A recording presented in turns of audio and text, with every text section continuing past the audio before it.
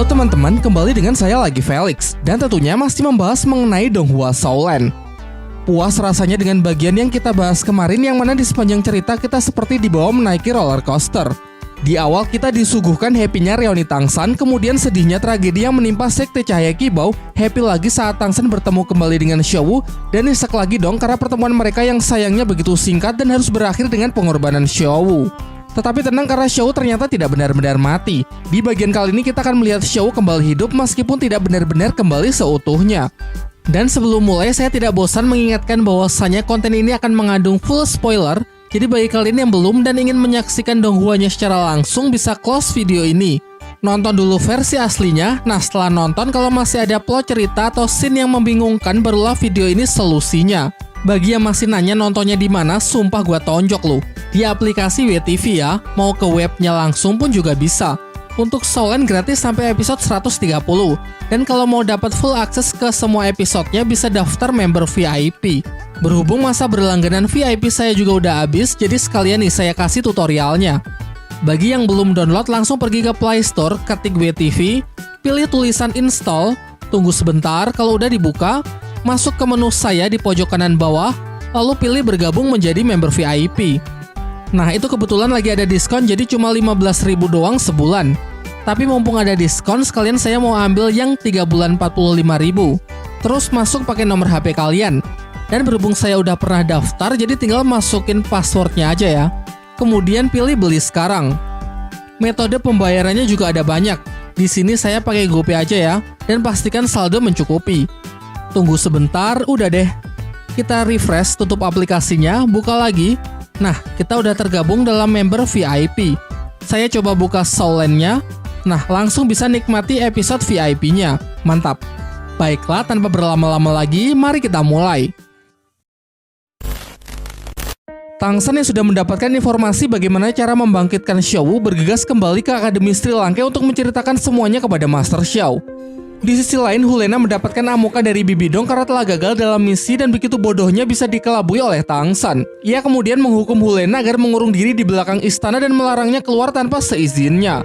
Master Krisa dan Master Hantu pun juga tak luput dari kemarahannya, karena bagaimana bisa para senior Master Roh dijebak oleh bocah ingusan seperti Tangsan. Selain itu, Bibi Dong juga sangat kesal dengan siluman Raja Kera Titan dan Banteng Sanca Ungu yang telah mengagalkan rencananya. Ia bersumpah kalau setelah semua masalahnya selesai, ia akan membuat perhitungan dengan menjadikan dua siluman itu menjadi cincin roh. Sementara itu, Yue Xinghe, putra mahkota Kekaisaran Tiando, terlihat sedang mendapatkan laporan dari seorang mata-mata kiriman Balai Roh Pelindung. Yang mana di waktu yang bersamaan kita juga diperlihatkan sang Kaisar Tiando yang muntah darah seperti sedang keracunan. Sehingga dari sinilah kita bisa menarik kesimpulan bahwa sebenarnya putra mahkota Kekaisaran Tiando ini adalah seorang impostor.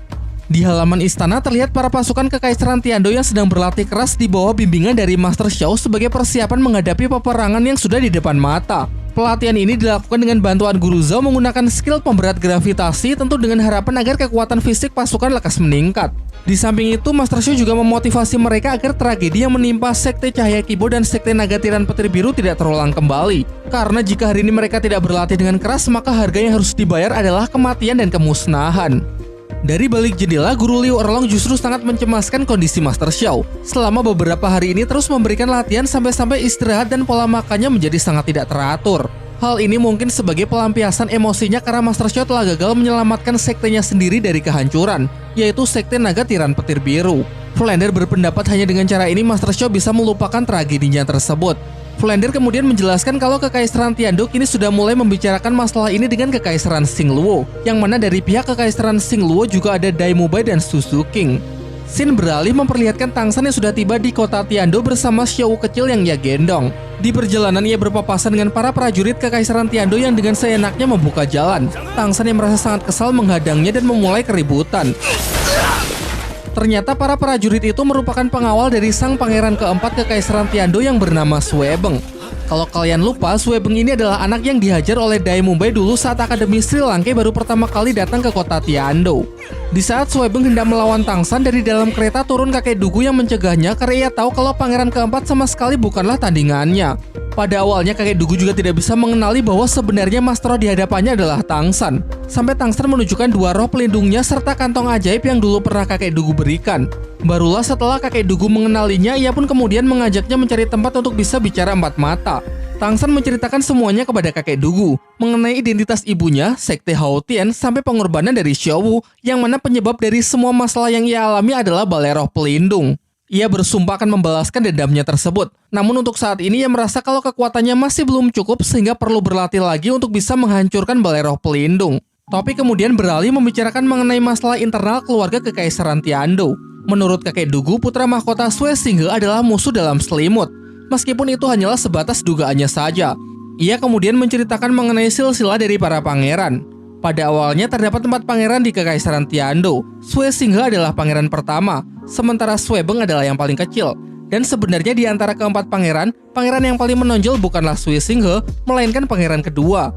Namun pangeran kedua meninggal pada usia 12 tahun dan tepat di tahun berikutnya pangeran ketiga pun juga meninggal. Kuat dugaan kematian mereka ada hubungannya dengan Sui Xinghe yang sekarang menjabat sebagai putra mahkota. Dugaannya ini bukan tanpa alasan, karena tepat 2 hari sebelum kematian dari pangeran kedua, sang kaisar tengah mendiskusikan mengenai pangeran mana yang cocok untuk diangkat sebagai putra mahkota, dan bukan Sui Xinghe, melainkan pangeran kedua lah yang menjadi kandidat terkuat. Namun karena 2 pangeran telah meninggal dan pangeran keempat masih sangat kecil, maka Sui Xinghe lah yang menjadi pilihan terakhir. Kejanggalan lain yang kakek Dugu temukan adalah penyebab dari kematian 2 pangeran tersebut adalah sama-sama karena racun. Nampaknya mustahil ada orang luar yang bisa meracuni mereka, karena 2 pangeran ini selalu hidup di dalam istana dengan keamanan yang sangat ketat, serta segala macam kebutuhan mereka selalu diurus oleh orang-orang kepercayaan dari kaisar sendiri. Jadi besar kemungkinan memang ada musuh dalam selimut. Namun karena tidak ada bukti yang kuat yang bisa ditemukan, maka bisa ditebak bahwa pelakunya pasti adalah orang yang paling diuntungkan dari peristiwa ini, yaitu Sui Xinghe, pangeran yang sekarang menjadi putra mahkota. Dugaannya semakin diperkuat dengan temuannya baru-baru ini, yang mana beberapa hari yang lalu ia sempat dipanggil ke istana untuk memeriksa kondisi dari sang kaisar yang jatuh sakit. Dan setelah diperiksa, ia menemukan kalau sang kaisar terkena semacam racun campuran. Sebagai seorang ahli racun, kakek Dugu juga bisa mengidentifikasi kalau pemicunya berasal dari semacam bahan parfum, dan di seluruh istana bau parfum ini hanya digunakan oleh Sui Xinghe seorang. Kakek Dugu juga menjelaskan kalau pangeran keempat Sui Beng sengaja untuk tidak berlatih guna menekan pertumbuhan dari kekuatan rohnya dan menggunakan sikap arogan di depan umum untuk berpura-pura karena hanya dengan cara itu mungkin ia bisa terus hidup. Terakhir, kakek Dugu juga menceritakan peristiwa besar yang baru-baru ini terjadi, yaitu Sekte Cahaya Kibo dan Sekte Naga Tiran Petir Biru yang telah diserang oleh balai roh pelindung. Sekte Cahaya Kibo membayar dengan kematian lebih dari setengah muridnya, sementara Sekte Naga Tiran Petir Biru telah sepenuhnya musnah. Selepas pembicaraan itu, Tang San pergi menemui Guru Liu Erlong dan Master Xiao yang tengah melatih para pasukan kekaisaran. Tang San kemudian meminta maaf karena ia telah gagal melindungi Xiao dari serangan balai roh pelindung. Mendengar hal itu, Guru Liu Erlong sangat marah sehingga saat ini juga ia ingin mengajak Tang San untuk membuat perhitungan dengan balai roh pelindung. Meskipun harus mati, dendam Xiao harus segera dibalas. Namun dengan tegas, Master Xiao melarang mereka yang sedang terbawa emosi sesaat. Ia mengatakan kalau kematian mereka hanya akan sia-sia dan justru hanya akan membuat rencana dari balai roh pelindung semakin berjalan dengan lancar. Ia pun juga sama sekali tidak bisa menyalahkan Tang San karena pastinya sudah berusaha sekuat tenaga untuk melindungi Xiao Wu. Tetapi hal terbaik yang bisa dilakukan saat ini adalah meningkatkan kemampuan dengan terus berlatih dan menunggu waktu yang tepat untuk bertindak. Namun sebelum Master Xiao sempat menyelesaikan kalimatnya, ia jatuh pingsan karena memang baik kondisi fisik maupun mentalnya sudah benar-benar turun. Guru Liu Erlong menemani Master Xiao untuk beristirahat, sementara Tang San pergi untuk menceritakan hal yang sama kepada Flander. Flander pun menyarankan agar Tang San sementara waktu tinggal di akademi sembari berlatih bersama Mang Hojun dan Ning Rongrong. Untuk saat ini, Kekaisaran Tiando memberikan dukungan sepenuhnya sehingga segala macam sumber daya tidak akan menjadi masalah. Keesokan harinya, Tang San menyaksikan latihan dari para pasukan Kekaisaran yang mana menurutnya masih belum cukup untuk bisa menang melawan balai roh pelindung. Sambil terus berpikir, Tang San teringat dengan berbagai macam senjata rahasia dari Sekte Tang di kehidupan masa lalunya yang mungkin akan sangat membantu dalam pertempuran melawan balai roh pelindung. Ia kemudian langsung pergi menemui Mang Hojun yang sedang berlatih untuk mengajaknya membuat sebuah sekte yang bernama Sekte Tang. Dan tentu saja Mang Hojun nampak sangat berantusias untuk membantu temannya tersebut. Berhubung sekarang hanya ada 2 anggota Sekte Tang, maka Tang San akan menjadi ketuanya, sementara Mang Hojun akan jadi wakil ketuanya. Dan meski Tang San secara resmi telah diterima di Sekte Hao Tian, namun mengingat Sekte Hao Tian yang masih menutup diri, jadi ia rasa tidak akan ada masalah jika ingin membuat sekte yang baru. Lagi pula, 2 sekte tak akan bertentangan dan justru kelak di masa depan akan bisa membangun hubungan kerjasama yang baik. Mereka berdua kemudian pergi menemui Ning Rongrong untuk menanyakan bagaimana kabar dari Sekte Cahaya Kibau. Ning Rongrong menjelaskan bahwa berkat sang kaisar, kini anggota Sekte Cahaya Kibau yang tersisa sudah dipindahkan ke istana Kekaisaran Tiando. Tang San lalu mengatakan kalau ia ingin mendiskusikan sesuatu dengan ketua Sekte Cahaya Kibau. Untuk itu ia meminta agar Ning Rongrong bisa mengaturkan pertemuannya dengan ayahnya tersebut. Tang San juga berbisik agar Ning Rongrong tidak memberitahu siapapun karena ini akan menjadi pertemuan yang sangat rahasia. Seusai itu, Tang San berniat pergi menemui Master Xiao, namun di tengah perjalanan ia merasa kalau ada seseorang yang sedang mengawasinya. Ia menduga kalau ini bisa jadi adalah mata-mata dari Balai Roh Pelindung. Orang misterius tersebut kemudian menunjukkan dirinya lalu menanyakan bagaimana Tang San bisa begitu dekat dengan putri dari Sekte Cahaya Kibau, Ning Rongrong. Namun karena pembicaraan yang semakin mengesalkan, orang tersebut pun langsung menyerang Tang San menggunakan salah satu senjata rahasia yang bernama busur silang.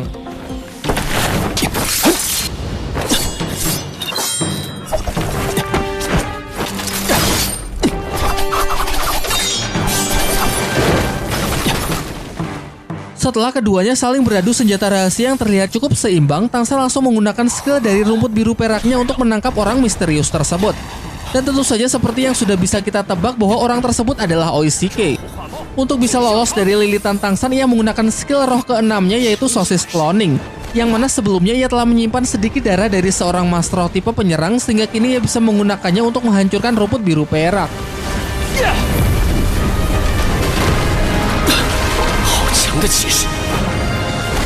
Selain itu, tulang roh yang ia serap memiliki kemampuan untuk menciptakan cloning dari kekuatan roh yang bisa ia gunakan untuk menyerang. Pertarungan berlangsung cukup sengit, sampai ketika Tang San mengeluarkan roh pelindung Palu Haotian, barulah Oishike menyadari kalau orang yang sedang ia lawan ternyata adalah Tang San.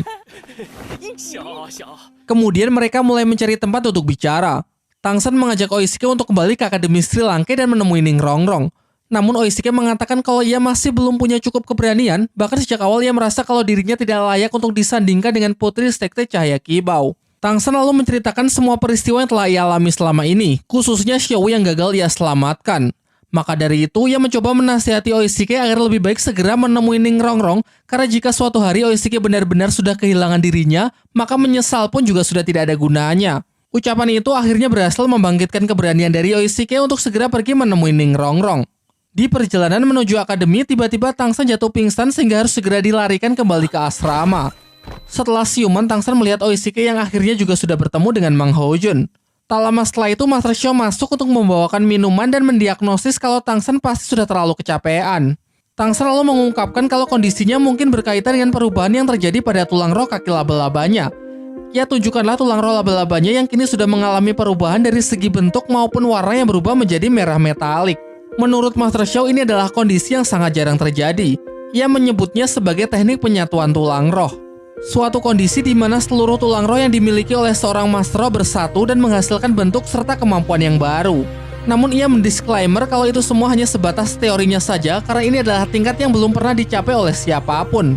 Kemungkinan di dunia Daoluo hanya ada satu orang saja yang bisa memiliki teknik ini, yaitu pemimpin suci dari Balai Roh Pelindung, Bibi Dong. Tingkat ini bisa dicapai jika seorang Master Roh telah memiliki setidaknya 6 tulang roh. Selain itu, tulang roh juga harus didapatkan dari satu tipe siluman roh yang sama.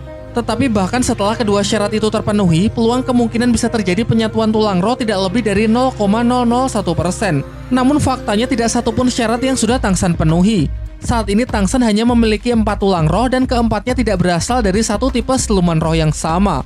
Master Xiao kemudian menjelaskan kalau semua itu mungkin karena tulang roh kaki laba-laba yang bisa menjembatani hubungan ketiga tulang roh lainnya agar bisa bersatu.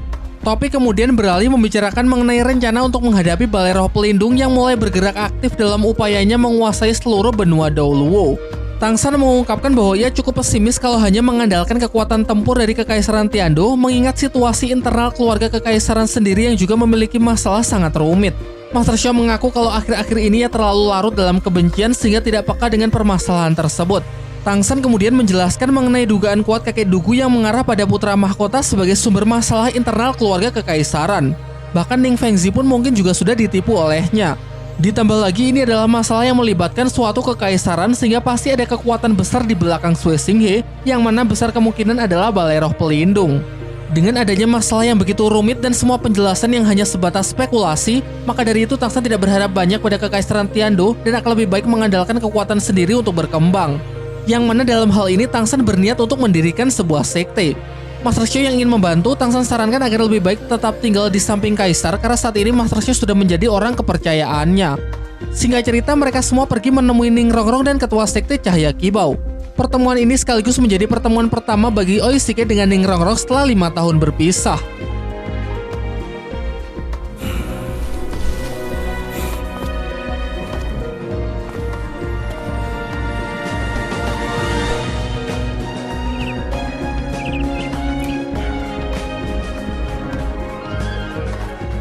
Sementara Oishike melepas rindu dengan Ning Rongrong, Tang San mendiskusikan hal penting dengan ketua sekte Cahaya Kibau tanpa melibatkan Kekaisaran Tiando.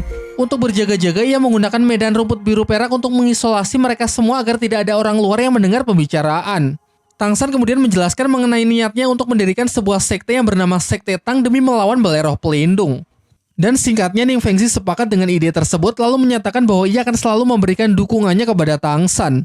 Tepat setelah mereka sepakat untuk menjalin hubungan kerjasama, Oishike datang untuk meminta maaf kepada Ning Fengzi karena selama ini ia sudah membuat Ning Rongrong menderita. Ning Fengzi pun sebenarnya tak ingin menyalahkan Oishike. Ia bahkan mengatakan kalau seharusnya Oishike tidak perlu pergi karena jika dibandingkan dengan kebahagiaan putrinya, aturan sekte Cahaya Kibau sama sekali tidak ada artinya. Mendengar hal itu, Oishike sangat gembira lalu berjanji bahwa ia akan selalu menjamin kebahagiaan dari Ning Rongrong dan senantiasa melindunginya dengan segenap kekuatan yang telah ia miliki. Bicara soal kekuatan untuk melindungi cucu angkatnya, kakek tulang meminta Oishike agar menunjukkan hasil latihan selama 5 tahun terakhir. Dengan penuh percaya diri, Oishike pun maju lalu meminta sedikit darah Tang San sebagai syarat untuk bisa mengaktifkan skill roh terkuatnya, yaitu skill ke-6 sosis cloning. Setelah skillnya tersebut aktif, ia bisa merasakan kalau efek darah Tang San begitu kuat. Untuk lebih bisa menunjukkan kekuatannya di hadapan semua orang, Oishike menantang Mang Hojun sebagai lawan sparringnya. Tentu saja di awal Mang Hojun sangat meremehkan Oishike karena memang dirinya adalah murni seorang master roh tipe penyerang, sementara sejauh yang ia ketahui, Oishike hanyalah tipe support makanan. Pertarungan pun dimulai dengan saling mengadu kemampuan bertarung jarak dekat tanpa melibatkan kekuatan roh pelindung. Berikutnya ia mulai menunjukkan kekuatan dari skill rohnya, yakni sosis cloning. Dengan piawai ia bisa menggunakan serangan rumput biru perak yang telah berhasil ia cloning dari Tang San.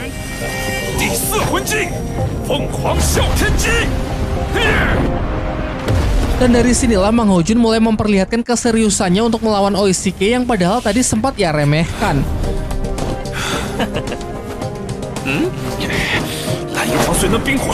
Ia bahkan sampai menggunakan tulang roh api yang dulu ia peroleh dari hadiah turnamen untuk menghancurkan pertahanan kandang rumput biru perak. Yang mana meskipun tahan terhadap api dan es, pertahanan tersebut lemah terhadap efek ledakan.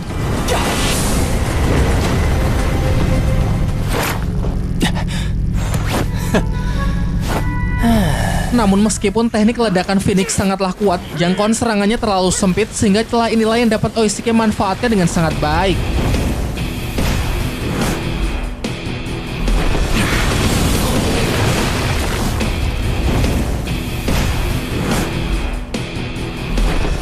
Pertarungan beralih menjadi duel udara, dan ketika ia hampir tertangkap, ternyata itu hanyalah cloning yang ia ciptakan dari teknik tulang roh.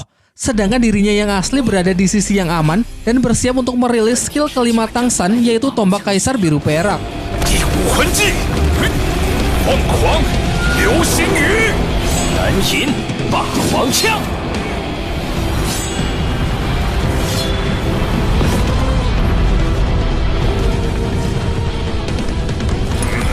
Terakhir ia mengeluarkan cloning Palu Hautian karena ternyata Oishike juga bisa mengkloning kemampuan roh pelindung ganda.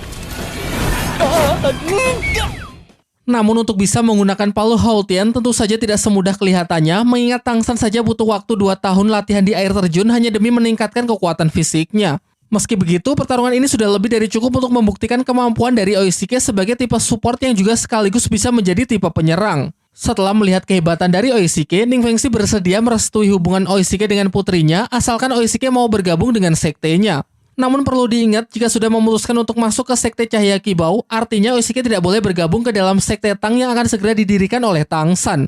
Melihat Oishike yang sedang dilema, Tang San pun menyuruhnya agar mengambil tawaran dari Ning Fengzi, mengingat ini adalah alasan Oishike terus berjuang hingga berada di titik ini. Namun secara mengejutkan, Oishike justru menolak tawaran dari Ning Fengzi tersebut dengan mengatakan bahwa ia lebih ingin membantu Tang San. Karena Tang San adalah teman seperjuangannya sehingga tidak mungkin ia akan diam saja ketika melihat temannya tersebut sedang kerepotan. Tetapi di sisi lain ia juga tidak akan berhenti memperjuangkan Ning Rongrong sehingga dengan cara apapun ia akan terus berusaha menggerakkan hati ayahnya agar memberikan restu.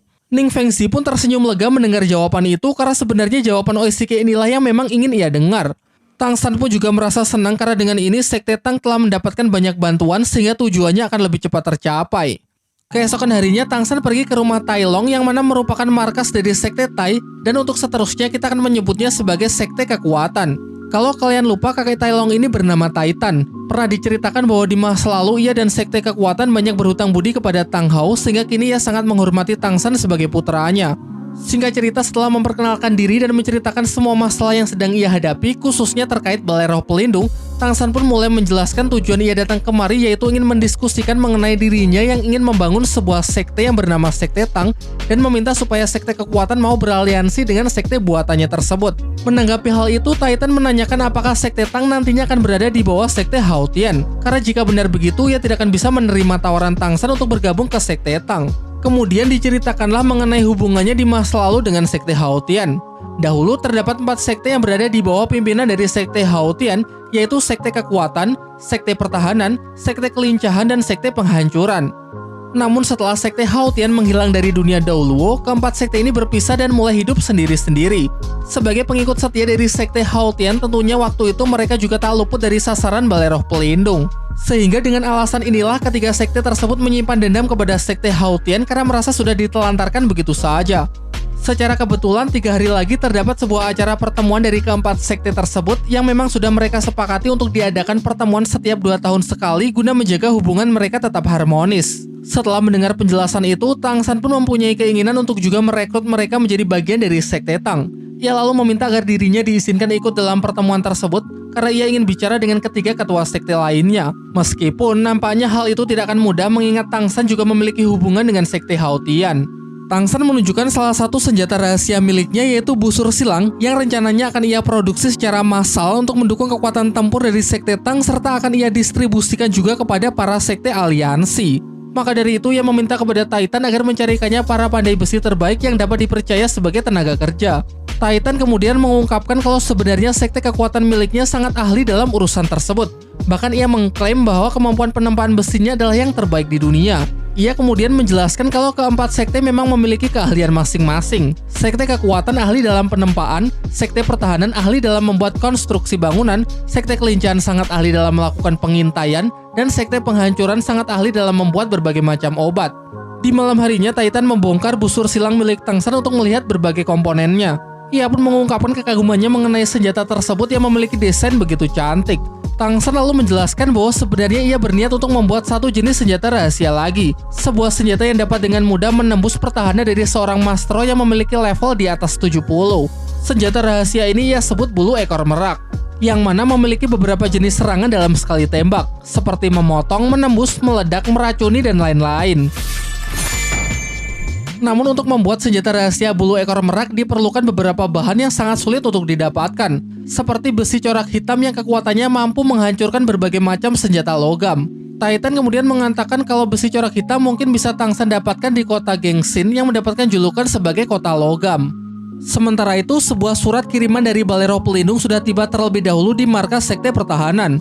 Surat itu berisi tawaran kerjasama untuk bergabung di pihak Balai Roh Pelindung dan menjadi partisipan untuk mengikuti seleksi 7 sekte besar yang akan segera dipilih ulang. Nampaknya ketua Sekte Pertahanan mulai dilema karena ia merasa sudah tidak punya pilihan lain. Di dalam hati ia masih menyalahkan Sekte Hao Tian, khususnya kepada Tang Hao yang sudah seenaknya menantang Balai Roh Pelindung tanpa memikirkan nasib Sekte Pertahanan yang ikut terkena getahnya. Kembali ke rombongan Tang San. Mereka dibegal oleh 3 orang penjahat di gerbang masuk kota dan seperti yang kita lihat bahwa wajah mereka bertiga ini tidak familiar. Ternyata mereka ini adalah komplotan dari Bule, master roh mesum yang dulu pernah dihajar habis-habisan oleh Xiao Wu, kemudian Tang San ikat di alun-alun kota.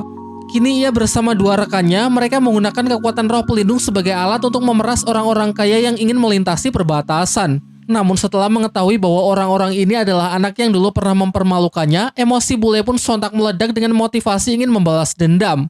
Tang San yang ingin maju untuk menghajar para berdebat tersebut dicegah oleh Mang Houju dengan mengatakan kalau ia sendirilah yang akan mengatasinya. Bule maju dengan skill roh ketiga tangan bayangan penghancur. Ia sangat percaya diri karena dulu teknik ini sanggup menahan api Phoenix. Namun ternyata dugaannya tersebut salah karena kekuatan api Phoenix Mang Houju tentunya sudah jauh berkali-kali lipat meningkat setelah berlatih selama 5 tahun. Sementara kedua rekannya mencoba membantu dengan maju secara bersamaan. Si Cebol langsung merilis skill roh ke-6-nya yakni pedang pusaka naga. Meski skill ini memiliki damage yang besar, tetapi karena begitu berat membuat kecepatan serangannya melambat sehingga bisa dengan mudah Mang Houju hindari.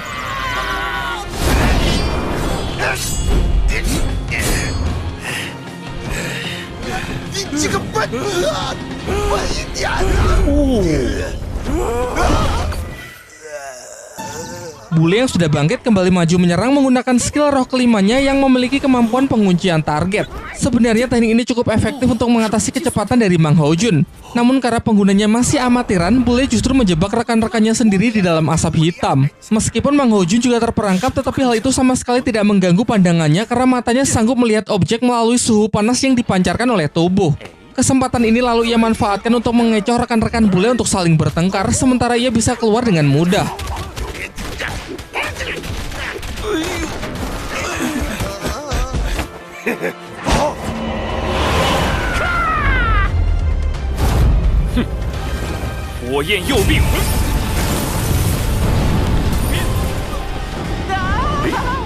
Setelah menyaksikan betapa kuatnya Mang Haojun yang sekarang, Bule pun mengaku kalah dan mengatakan kalau ia tidak berani menantangnya lagi. Terakhir, Mang Haojun mengikat mereka di gerbang masuk sebagai pelajaran agar mereka kapok. Bule lalu malah menggunakan pesonanya untuk menggoda sehingga Mang Haojun dan yang lainnya segera pergi karena merasa ingin muntah.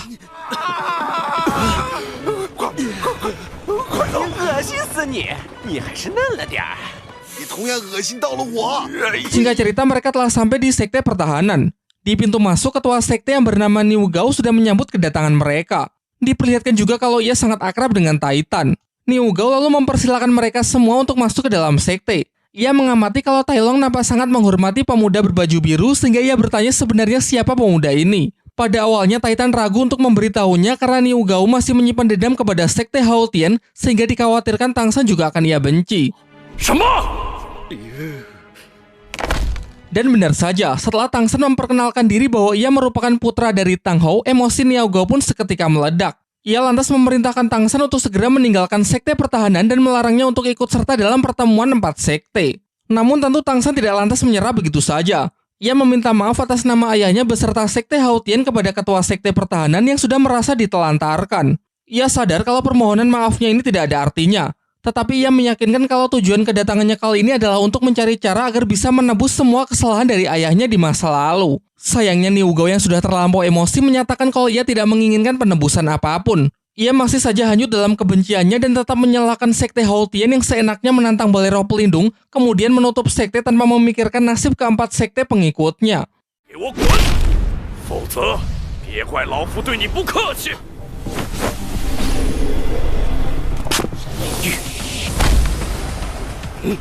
Sampai akhirnya Niu Gao menawarkan sebuah kesepakatan kepada Tang San untuk menyudahi perdebatan yang tidak berujung mereka. Ia menantang Tang San untuk melawannya dalam sebuah pertandingan.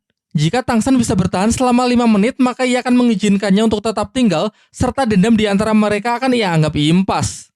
Titan pun tertawa mendengar tantangan yang diberikan oleh Niu Gao. Ia sangat yakin kalau Tang San bisa melewatinya karena menurutnya Tang San mempunyai bakat alami yang luar biasa, bahkan jauh melebihi Tang Hou. Kemudian Tang San menyuruh Mang Haojun untuk membuat lingkaran api sebagai arena dan menjelaskan bahwa ini akan menjadi pertarungan tanpa menggunakan skill roh. Kesepakatannya jika Tang San mampu bertahan selama 5 menit tanpa keluar dari lingkaran api, maka ia akan menjadi pemenangnya. Tentu saja Niu Gao merasa sangat percaya diri. Kepercayaan dirinya ini bukan tanpa alasan karena ia kini telah mencapai level 84. Terlebih lagi ia juga merupakan seorang maestro yang ahli dalam urusan pertahanan.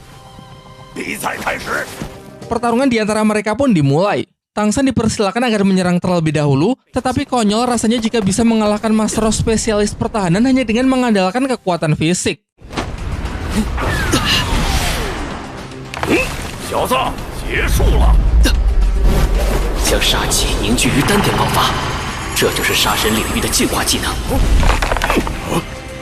Pukulan kedua yang Tang San lapisi dengan aura Dewa Membunuh sepertinya sedikit lebih baik dan cukup mengejutkan ketua sekte pertahanan tersebut. Ia pun mulai terlihat serius dalam menghadapi Tang San.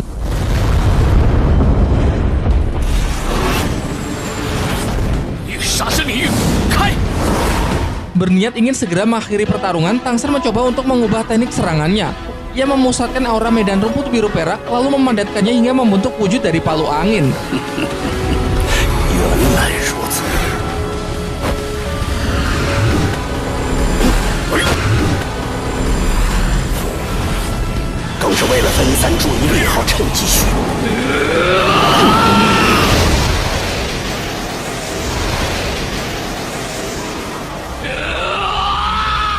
Serangannya ini begitu kuat sampai Niu Gao terpaksa mengeluarkan kekuatan roh pelindungnya untuk berusaha bertahan.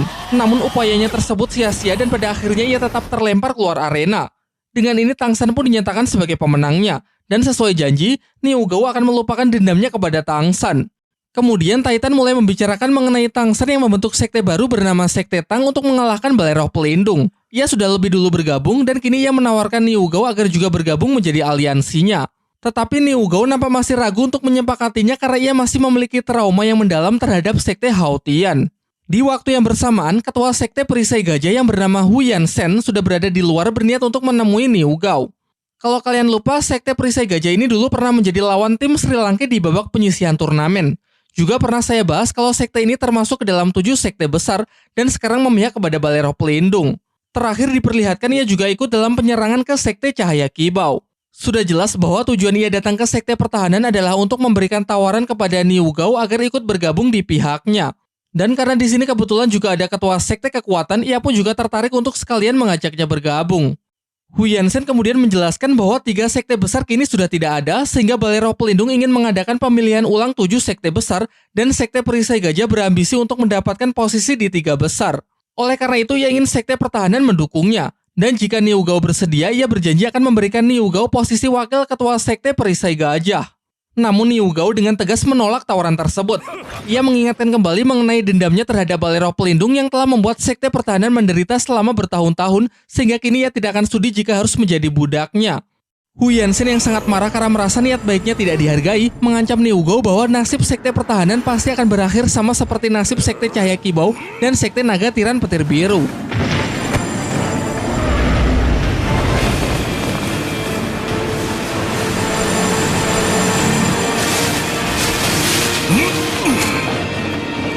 Karena merasa tidak akan bisa menang dengan posisinya yang sekarang, Hu Yansen pun terpaksa mundur dengan raut wajah yang benar-benar kesal. Dan disinilah Tang San kembali masuk dengan gagasannya mengenai pembentukan Sekte Tang. Ia menjelaskan secara singkat mengenai rencana jahat Balai Roh Pelindung yang ingin menguasai dunia Daoluo sehingga perlu dipersiapkan kekuatan tempur untuk bisa menandinginya, yang mana jawabannya adalah Sekte Tang. Nantinya Sekte Tang akan ia perkuat dengan berbagai macam senjata rahasia buatannya. Salah satunya adalah busur silang yang memiliki daya tembus luar biasa kuat. Untuk membuktikan ucapannya, Tang San mencoba senjata rahasia tersebut yang mana tembakannya sanggup menembus benteng Sekte Pertahanan dengan begitu mudah. Titan kemudian juga menambahkan bahwa berkat senjata ini jugalah Sekte Cahaya Kibau bisa terhindar dari kemusnahan. Barulah setelah menyaksikan hal itu, Niu Gao pun terlihat mulai tertarik untuk beraliansi dengan sekte buatan Tang San tersebut dan berjanji bahwa ia bersedia untuk ikut berjuang bersama melawan Balai Roh Pelindung. Untuk merayakan hal itu, mereka mengadakan acara makan-makan dan minum-minum. Hingga tak lama setelah itu datanglah ketua Sekte Kelincahan yang bernama Bai He bersama cucu dan beberapa muridnya untuk juga menghadiri pertemuan 4 sekte. Di dalam, Bai He menceritakan kalau tadi ia sempat berpapasan dengan ketua Sekte Perisai Gajah dengan wajah yang terlihat begitu kesal. Niu Gao pun membenarkan hal itu. Ia menjelaskan kalau Hu Yansen tadi memang sempat datang ke Sekte Pertahanan. Orang tersebut datang mewakili Balai Roh Pelindung untuk merekrut Sekte Pertahanan agar menjadi aliansinya. Namun dengan tegas ia menolak tawaran tersebut karena tidak sudi jika harus menjadi budak dari Balai Roh Pelindung. Titan kemudian memperkenalkan Tang San kepada Bai He, seorang anak muda jenius yang ahli dalam hal merancang berbagai macam senjata mematikan. Salah satunya adalah busur silang yang kekuatan tembakannya sanggup menembus benteng Sekte Pertahanan dengan begitu mudah.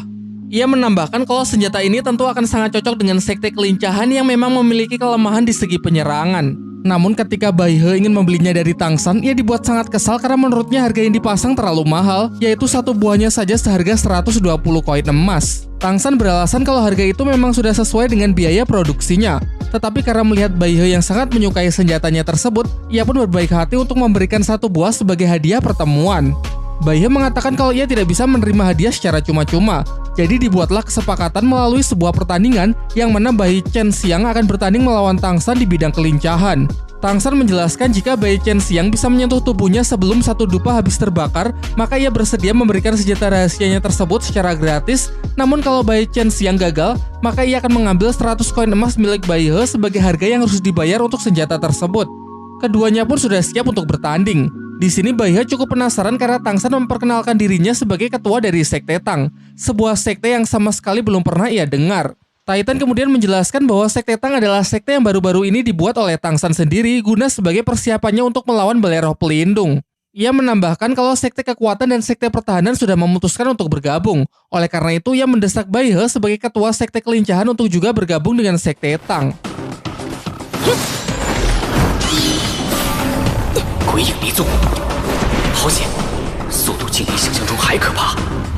Pertandingan pun dimulai.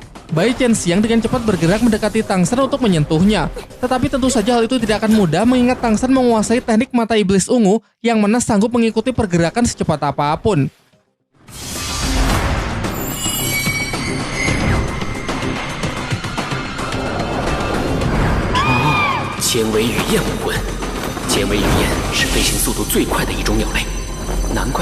Demi untuk melawan teknik Tang San, Bai Qianxiang pun mulai terlihat serius dengan merilis kekuatan roh pelindung, bahkan menggunakan salah satu dari skill rohnya yaitu bayangan pengecoh. Namun usahanya tersebut masih belum cukup untuk menyulitkan Tang San yang telah memiliki tulang roh kaki terbang yang juga berfungsi menambahkan kecepatan. Tidak sedikit pun ia bisa menyentuh Tang San hingga Mang Hojun mengumumkan kalau waktunya sudah habis. Meskipun kelihatannya Mang Hojun sedikit curang karena seharusnya satu dupa tidak terbakar secepat itu. Tetapi protes pun juga percuma karena bahkan kakeknya sendiri berpendapat jika pertandingan ini terus berlanjut, maka cucunya tersebut tetap tidak akan bisa menandingi Tang San. Sehingga sesuai dengan kesepakatan, Bai He pun harus membayar satu senjata rahasia Tang San seharga 100 koin emas.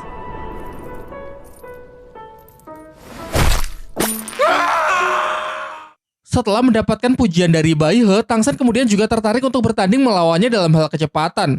Sebagai kesepakatannya, jika Tang San berhasil menang, maka Bai He bisa bergabung dengan Sekte Tang. Nantinya Sekte Tang akan memproduksi senjata-senjata tersebut secara massal, lalu mendistribusikannya kepada setiap sekte aliansi. Untuk lebih meyakinkan Bai He agar mau bertanding, Tang San berjanji jika ia kalah, maka ia bersedia memberikan satu set senjata rahasianya secara gratis, dan kalau di total-total, satu set senjata rahasia tersebut seharga 100.000 koin emas. Bai He pun tertarik menerima tantangan dari Tang San serta semua kesepakatannya. Namun ia mewanti-wanti jika kelak Sekte Tang bergabung dengan Balai Roh Pelindung, maka dipastikan ia akan keluar.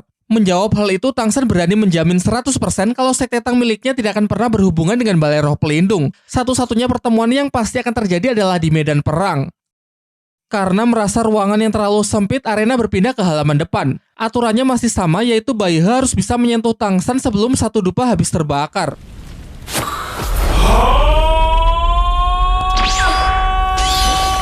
Pertandingan pun dimulai, dan hebatnya Bai He dapat bergerak secepat kilat menuju Tang San bahkan sebelum Mang Hojun menyelesaikan kalimat mulainya. Tetapi masih beruntung berkat tulang roh milik Xiao yang Tang San serap, ia memiliki kemampuan teleportasi yang membantunya untuk menghindar. Ia merasa kalau teknik langkah hantu miliknya sudah tidak akan efektif lagi karena kecepatan dari Bai He ini benar-benar berada jauh di atas kecepatan dari Bai Qianxiang. Pertandingan kembali dimulai, dan anggap saja yang tadi itu hanya sebuah pemanasan karena kecepatan dari Bai He yang sesungguhnya terletak pada kekuatan roh pelindung yang sebentar lagi akan ia perlihatkan. Bahkan mata iblis ungu Tang San pun juga sudah tidak sanggup untuk mengikuti pergerakannya sehingga ia hanya mengandalkan gerakan refleks dari kemampuan tulang roh teleportasi milik Xiao Wu.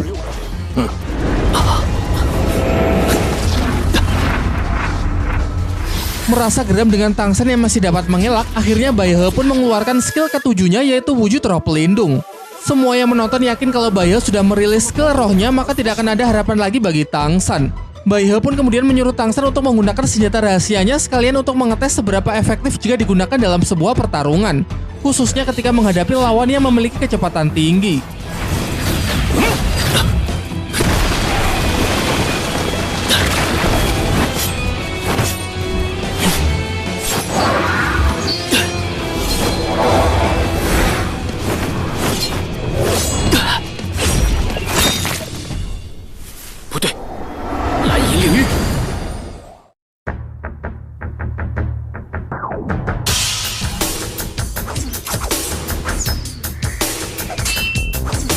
Selanjutnya Bai He juga tidak ragu untuk mengeluarkan skill ke-8-nya yaitu hamburan hujan burung layang. Skill ini dapat mengkloning tubuhnya menjadi 7 bagian, sehingga satu-satunya cara sebagai kunci kemenangan Tang San adalah dengan menemukan tubuh aslinya.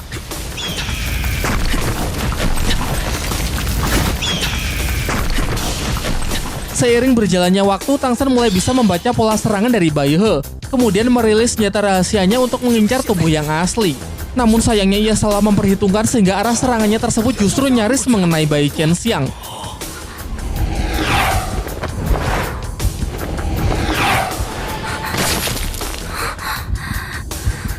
Masih beruntung di sampingnya ada Mang Hojun yang secara refleks bergerak untuk menyelamatkannya.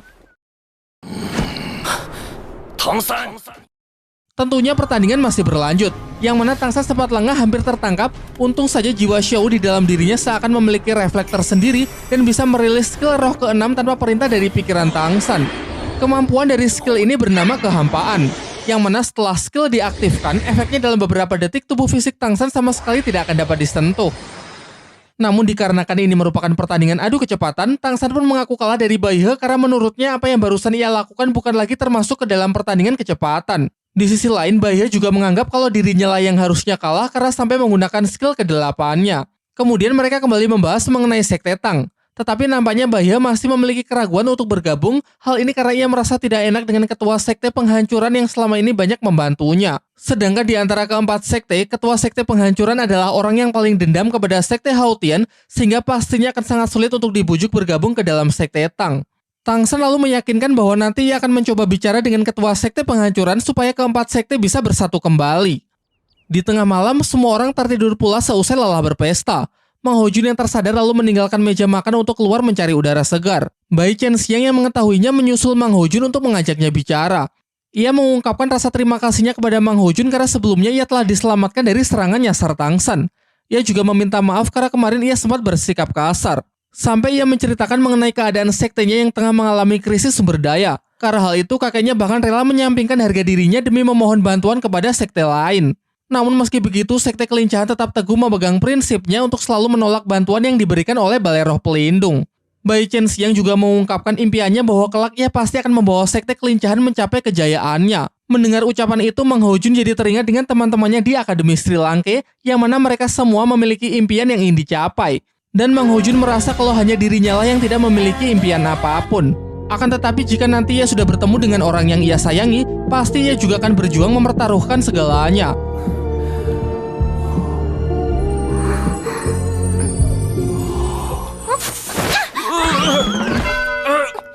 Ni 最好赶快收起你那些花花肠子，不然我见你一次打你一次。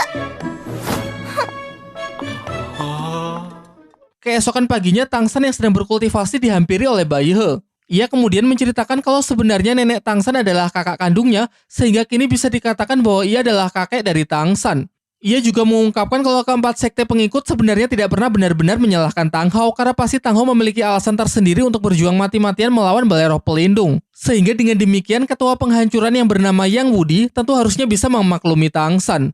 Bicara soal ketua sekte penghancuran, menurut Bai He, Yang Wudi adalah yang terkuat di antara mereka berempat. Baik kekuatan pertahanan maupun kelincahan tidak ada dari mereka yang bisa mengalahkannya. Selain itu, Yang Wudi sangat ahli dalam urusan meracik obat.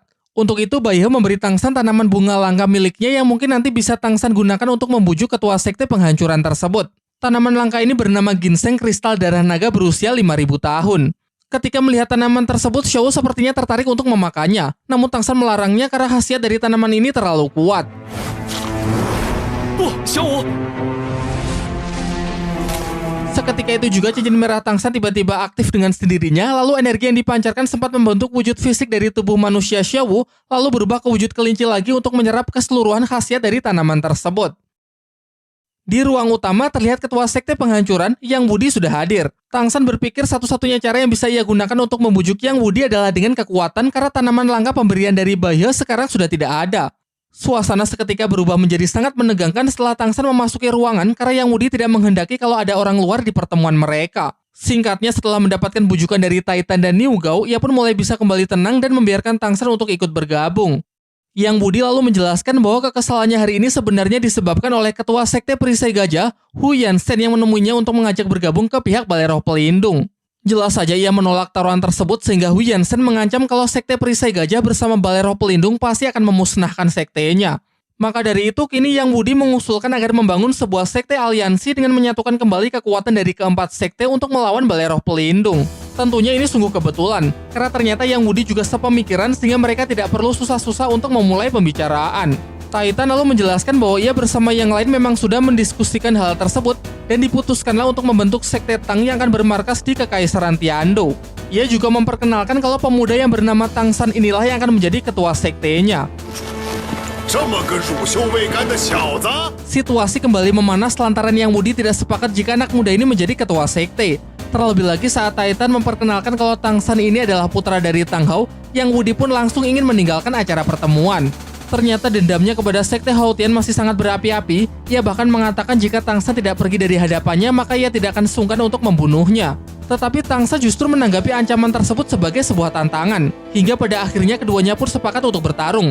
Bukan lagi pertandingan bertahan berapa lama, melainkan benar-benar berduel satu lawan satu mempertaruhkan nyawa. Dengan penuh percaya diri, Yang Wudi pun berjanji jika Tang San berhasil mengalahkannya, maka ia akan mengabulkan segala permintaan dari Tang San, bahkan sekalipun jika harus memberikan nyawanya. Dengan ini rencana Tang San pun berjalan dengan lancar.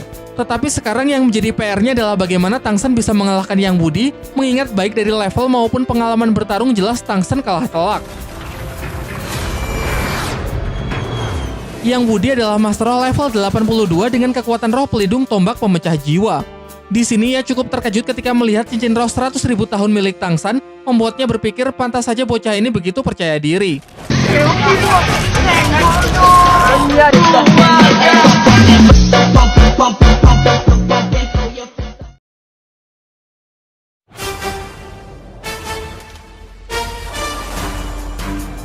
Pertarungan pun dimulai. Yang Wudi maju terlebih dahulu yang kemudian coba Tang San hentikan menggunakan skill roh keempat kandang rumput biru perak. Namun dengan mudah bisa dihancurkan begitu saja termasuk serangan-serangan Tang San berikutnya.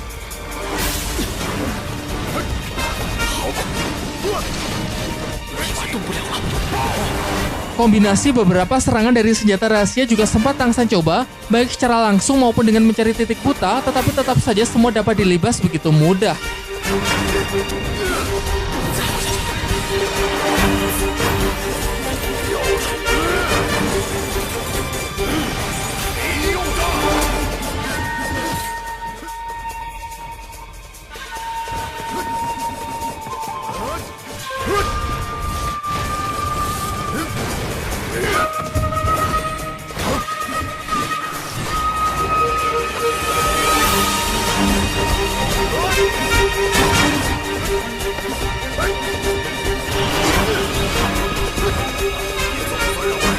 Apalagi setelah Yang Wudi menunjukkan keseriusannya dengan merilis skill roh ketujuh yaitu wujud roh pelindung yang membuat seisi ruangan bergetar serasa mau hancur.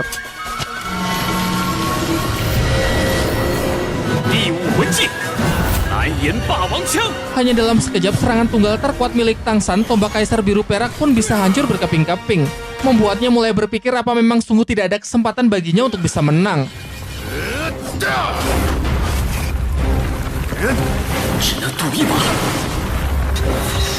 Di puncak pertarungan, ia memutuskan untuk mempertaruhkan semuanya dengan menerima serangan telak dari Yang Wudi. Karena hanya dengan begitu pertahanan dari Yang Wudi akan terbuka sehingga ia bisa menyerangnya menggunakan palu Haotian. Tetapi sayangnya hal itu juga masih belum cukup untuk bisa mengalahkan ketua dari sekte penghancuran tersebut, dan justru dirinya lah yang kini sudah kehabisan kekuatan sehingga mulai kesulitan untuk menekan kekuatan jiwa dari Xiao Wu. Membuatnya kembali mendapatkan wujud fisik serta kekuatan siluman, kemudian menghajar habis-habisan Yang Wudi.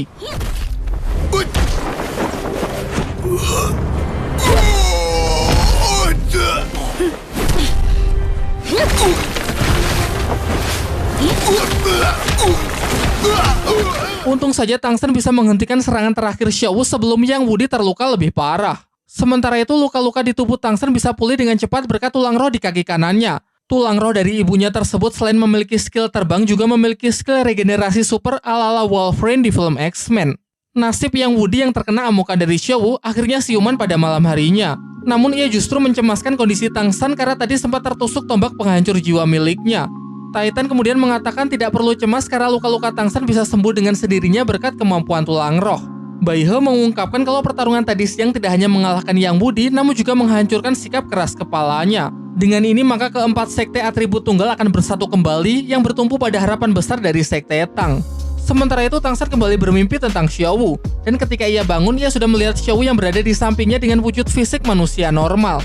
Seketika ia pun langsung memeluknya untuk melepaskan rasa rindu. Namun sayangnya meski telah bangkit, Xiao Wu tidak bisa mengingat masa lalunya karena kini hanya tubuh fisiknya saja yang telah kembali. Kondisi ini sesuai dengan apa yang pernah Erming katakan bahwa tanaman ginseng hanya dapat mengkreat tubuh manusianya saja.